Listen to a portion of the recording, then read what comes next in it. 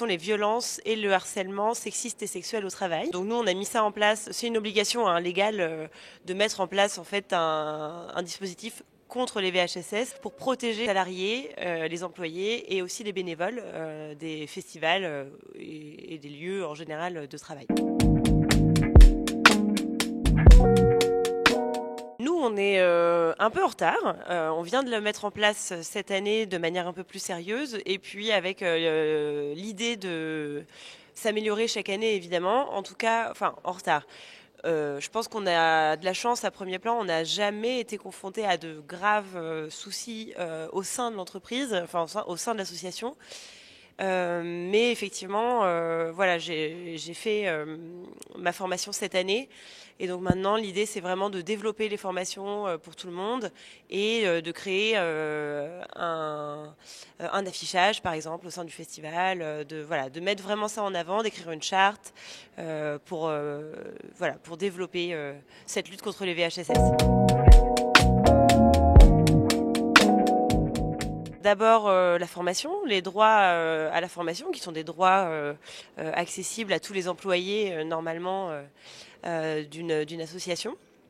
Donc ça a été un premier pas.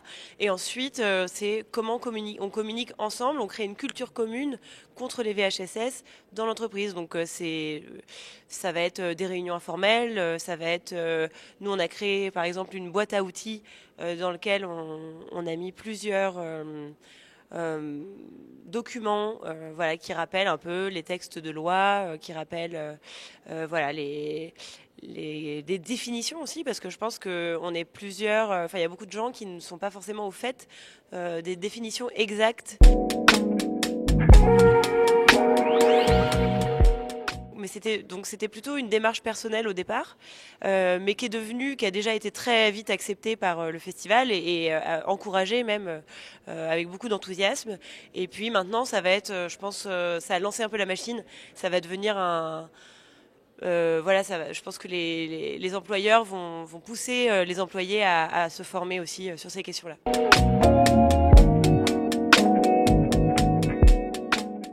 C'est difficile à dire parce que le milieu du cinéma, c'est beaucoup de choses différentes sur les tournages, dans les festivals, dans les salles, auprès des exploitants, dans la distribution. Enfin, c'est très large.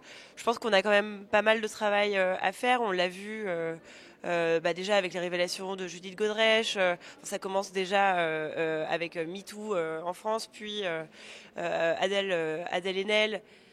Et en fait, on a l'impression, là, en ce moment, donc il y a des réalisatrices, actrices, enfin voilà, qui sont interrogées en ce moment pour essayer d'aller au fond des choses, comprendre comment cette culture s'est mise en place dans le travail et continue quand même de manière un peu insidieuse à impacter en fait les femmes dans ces milieux-là, mais pas que les femmes d'ailleurs, des hommes aussi qui pourraient ne pas correspondre aux critères, disons, de masculinité ou enfin voilà. Donc je n'ai pas de solution miracle. Je pense que le principal c'est qu'on en parle de plus en plus et qu'il y ait effectivement quand même une démarche aussi institutionnelle derrière, que ça suive. Il s'agit pas, on peut pas seulement nous, avec toute notre bonne volonté en termes individuellement, réussir à faire changer les choses. Il faut que ce soit structurel et puis effectivement que ça parte aussi d'en haut. Il y a, je pense, la nécessité d'une exemplarité dès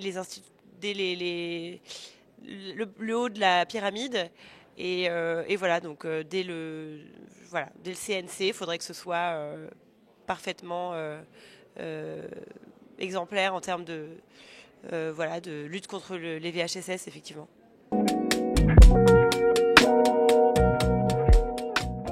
Waouh. Un message clé. Bah non, mais continuons à nous former. Et puis, effectivement, cette question de l'exemplarité, je pense que voilà, ça donne un peu envie de regarder droit dans les yeux certaines institutions et de leur dire que voilà, il faut vraiment prendre ça à bras le corps et puis continuer à travailler sur ces questions-là. Quant au public, je pense que après, individuellement, chacun d'entre nous peut se former. Il y a énormément de ressources, notamment sur Internet, mais des livres, des interviews. Enfin voilà, faut pas hésiter à aller soi-même fouiller et puis diffuser un peu cette parole.